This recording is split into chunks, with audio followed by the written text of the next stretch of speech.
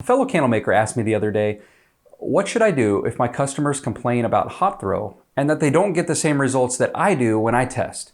It seems like some customers rave about my hot throw and others say it's kind of light and hard to smell.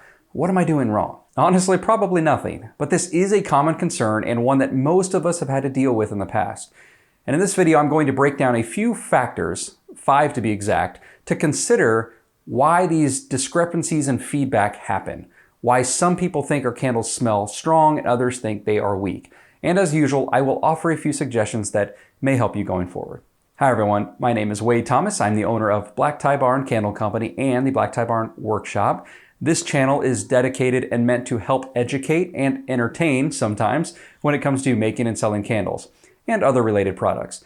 We talk candle making, running a small business, as well as doing all sorts of fun reviews. If any of that interests you, please consider subscribing below. If you don't mind, before we get started, give this video a quick thumbs up. Let's start with the first factor that can cause differences in opinion when it comes to how strong or not strong our candles smell to customers. The first one is nose sensitivity. Now, this one is a bit obvious, but it's significant. We all are different and all of our senses vary as well. Some of us can hear a pin drop while others can smell a car freshener from inside the house. So in other words, some people will think your candles smell strong, maybe even overpowering. Others might have a hard time smelling it unless they're right over the top of the candle. Unfortunately, there isn't much we can do about this. Your best bet is just to get a group of testers, a group of people that can act as your test group and provide you direct feedback. And be sure that those testers have varying levels of sense of smell. So for lack of a better term, if those that are nose blinds say that your candles smell great, then you're in pretty good shape. But this just helps you get a good idea about how your fragrance throws and performs with a variety of people with different sense of smell. This can help you evaluate and improve your own candles, but also to simply give you more insight and possibly offer you some reassurance if you receive any occasional negative feedback. Number 2, room size. Now, this is a big one that is often overlooked by candle makers. We all are aware that candles are burned in different size rooms by different customers, but we almost all forget about it or take it for granted. Some candles might throw excellent in a bathroom or a small bedroom, but terribly in a living room or a large kitchen. Sometimes it's because of the size of the candle.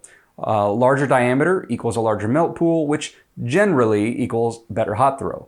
If a small candle is burned in a large room, the hot throw could be faint. But if a large multiple wick candle is burned in a bathroom, your eyes might start burning just before you pass out. It can also be the fragrance oils. Some oils are stronger than others, and therefore some will smell strong in all sizes of rooms, while others may be faint in larger rooms or open spaces. Room size matters. So, my suggestion here is to simply know how your candles throw and where your candles throw scent the best. What is your candle meant to do and where is it intended to be burned for optimal results?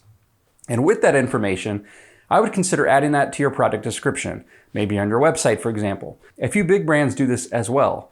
Something as simple as, this candle performs best in large rooms and open spaces, or best for small bedrooms and bathrooms. Another option is to list the scent strength or the aroma strength for different room sizes. For example, say small rooms, very strong. Medium-sized rooms, strong. Large rooms, moderate. Being transparent with your customers will not only educate them and set proper expectations, but it helps them in their purchasing decisions.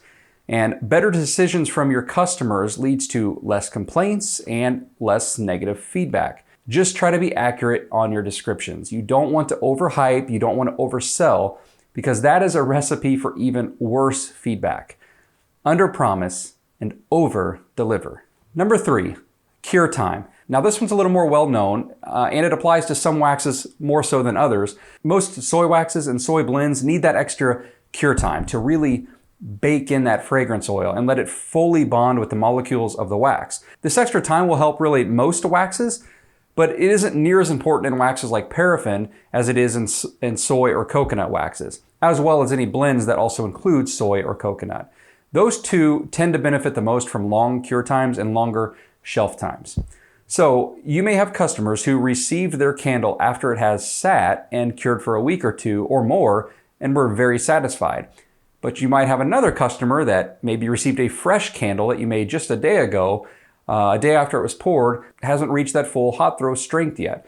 This would be a great example of why one customer had better results than another customer, and hence the confusion on the different levels of feedback. Fortunately, if this one's the case, it's kind of an easy fix. Make batches ahead of time and keep a steady stock. So any orders that are fulfilled are by candles that are fully cured. Now you could still make to order, but you would want to delay how quickly you send out your candles potentially. So you might have to make them right away and then let them sit for a week before you finally send them. Now this is okay, but it does make your customers wait much longer to get their order. You might solve the hot throw issues, but you end up with a different type of negative feedback. So I don't know that you've actually gained anything there. Number 4, time of year. Another overlooked factor is the time of year. Weather plays a role because it changes how people circulate airflow inside their homes. How well you can smell your candles burning can vary dramatically, just depending on whether the AC is on, for example, or if the fans are running, or if the windows are left open. Air conditioning or fans may send the fragrance air circulating throughout different parts of the entire house, but carry it further away from the original source, where your candle's burning. So your candle burning in your kitchen may end up sending that aroma to the upstairs bedrooms rather than keeping it in the kitchen. Closed up doors and windows and no AC running will keep the scent isolated to its original area more, but cause it to travel less throughout the house. So the area where your candle is burning will actually benefit more than other areas. If 2 customers buy your candle, both place it in the living room, but one of them has the air conditioning running, they could get very different results. What do you do in a situation like this? Well, it's easy. You just tell your customers to keep their windows closed and shut all the vents. I'm just kidding. There's not much you can really do here to change your candle. Just educate your customers. Your website's a great place to do this, either with each product or in the FAQ section. Just let customers know that airflow in the home can affect the strength and the mobility of the aroma throughout the house. Suggest burning the candle in another location in the house if the current location isn't really giving them the best results and the hot throw that they're looking for. But this is just another situation where providing information and insight to your customers can really go a long way. Last but not least, number 5 is environmental inhibiting factors. This is probably the least talked about, but it is one that I probably notice the most in my own house. Other aromas in the air will either mingle with your candles, and it will adversely affect the aroma's strength or its native smell. Lavender lemon smells good, unless you're also baking brownies. Cooking and baking, pets, children, laundry, and so on, all of these affect your hot throw of your candles and your melts. Not just the strength, but the actual smell. They are now competing with other types of airflow and aromas. Sometimes they'll win, sometimes they'll lose, and sometimes they tie. Ties are the worst, by the way. Again, lavender, lemon, brownies. What can we do about this? Again, not much. Common sense and awareness is really the best option here. Just be aware that other aromas in the air may be affecting your candle's scent. Either burn the candle later, just give it more time, move it, or just accept that it's competing with other scents in the air. I heard a story once of a customer complaining that their candle always smelled bad. No matter what scent they tried, no matter what candle they used, it always smelled bad. Turns out that she was burning them all in a small room where the cat litter box was located. And she had 3 cats.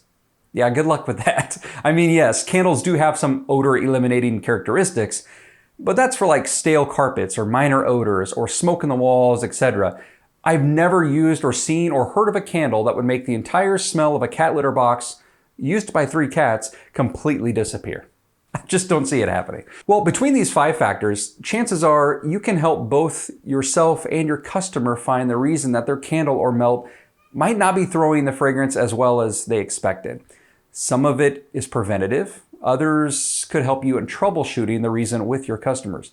But all of these factors should provide you some insight and help to educate you and your customers as well. Thank you for tuning in. I hope you found this video helpful. Please give this video a super quick thumbs up below as it does help me out. And don't forget to subscribe, and I will see you next time. Thanks.